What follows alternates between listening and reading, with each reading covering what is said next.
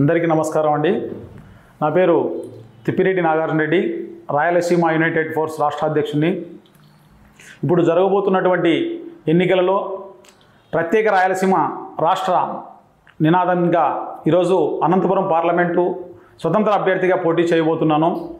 ఎందుకంటే రాయలసీమకు జరుగుతున్నటువంటి అన్యాయం విషయంలో విభజన తర్వాత న్యాయం జరుగుతుందని మేము ఎదురుచూసి అప్పుడు 2014లో శ్రీబాగ్ ఒప్పందాన్ని అమలు చేయకోకుండా రాజధానిని 33,000 ఎకరాలలో మధ్య కోస్తాలో ఏర్పాటు చేస్తున్నప్పుడు ఉద్యమాలు స్టార్ట్ చేశాం. అభివృద్ధి కేంద్రీకరణ మరోసారి చేయడం అన్నది తప్పు.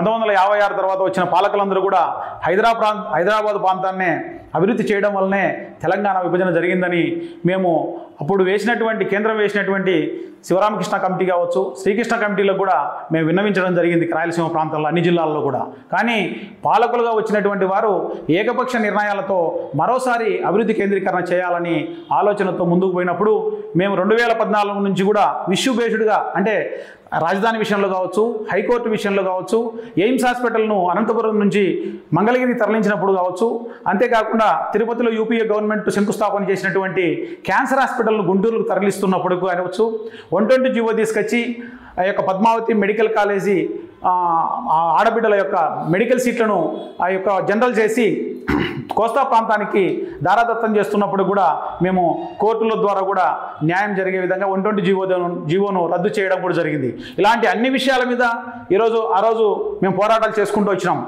ఇప్పుడు ఈ ప్రభుత్వం వచ్చినాకన్నా న్యాయం జరుగుతుందని ఆలోచన చేశాం. అభివృద్ధి వికేంద్రీకరణ చేస్తామన్నటువంటి ఈ ప్రభుత్వం యొక్క ఆలోచనను మేము స్వాగతించాం. అయితే అభివృద్ధికి వికేంద్రీకరణని 3 రాజధానుల పేరుతో ఈరోజు మాటలకే పరిమితమైంది.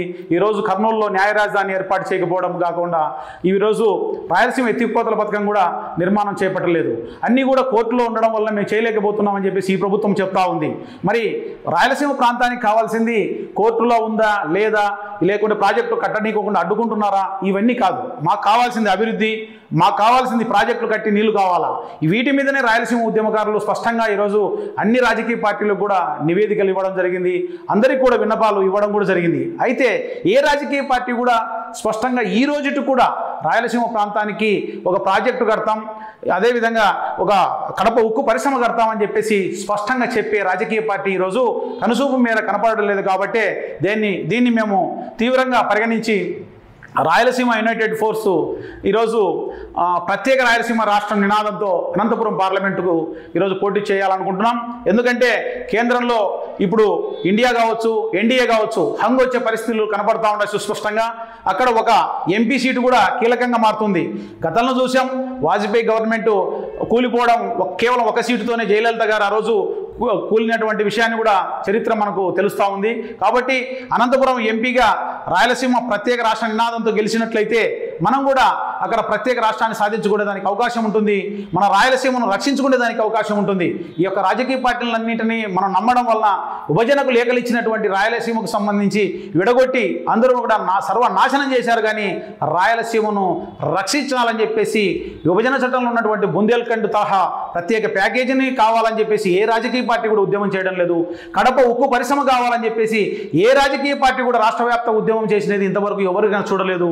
అదేవిధంగా గుంటకల్లుకు రైల్వే జోన్ రావాల్సిన దాని విషయంలో రాష్ట్ర వ్యాప్తంగా ఎక్కడ ఉద్యమం చేయకపోగా అన్ని రాజకీయ పార్టీలు కూడా సముద్ర మార్గంలో ఉన్నటువంటి విశాఖపట్నానికి కావాలని సిగ్గు లేకోకుండా అందరూ కూడా కేంద్రానికి తీర్మానం చేసి పంపడం అన్నది రాయలసీమను వివక్షతకు గురి చేయడం అని చెప్పేసి ఈరోజు సుస్పష్టంగా తెలియజేసుకుంటున్నాం. కాబట్టి రాయలసీమకు సంబంధించి జరుగుతున్న అన్యాయం విషయంలో ప్రతి ఒక్కరు కూడా, ఎందుకంటే ముఖ్యంగా కొంతమంది చెప్తున్నా ఈరోజు విద్యావంతులు, మేధావులు చాలామంది కూడా ఈ రాజకీయ పార్టీలు చేస్తున్నటువంటి విధానాల మీద రాయలసీమ ప్రాంతంలో ముఖ్యంగా 100కు ఎక్కువ మంది ఓట్లేస్తున్నారు. అటువంటి వారికి అందరికీ కూడా చేతులెత్తి ఈరోజు దండం పెట్టి మిమ్మల్ని రిక్వెస్ట్ చేసుకుంటున్నాను. ఈరోజు రాయలసీమ ప్రత్యేక రాష్ట్ర నినాదంతో పోటీ చేస్తున్నటువంటి నేను మీకు ఒక వేదికగా ఈరోజు మేధావి వర్గం అంతా కూడా నన్ను దీవించండి, ఆశీర్వదించండి. రాయలసీమకు ఒక దశ నిర్దేశించడానికి సిద్ధంగా ఉన్నాం, ఎన్ని త్యాగాలకైనా సిద్ధంగా ఉన్నాం. మనమందరం కూడా ఒకటిగా ముందుకు పోయి మనమందరం కూడా స్టార్ క్యాంపెయిన్గా ఈరోజు ఒక్కొక్కరు 100 ఓట్లు ఉన్న వాళ్ళు 500 ఓట్లు, ఈ విధంగా మనమందరం కలిసి రాయలసీమ ప్రత్యేక రాష్ట్ర నినాదాన్ని గెలిపించుకునే దానికి అందరూ కూడా చేయి కలపాలని చెప్పేసి కూడా రాయలసీమ సంబంధించి అనంతపురం జిల్లా పార్లమెంటు పరిధిలో ఉన్నటువంటి 7 నియోజకవర్గాల ప్రజలను కూడా రిక్వెస్ట్ చేసుకుంటున్నాను. జై రాయలసీమ, జై జై రాయలసీమ.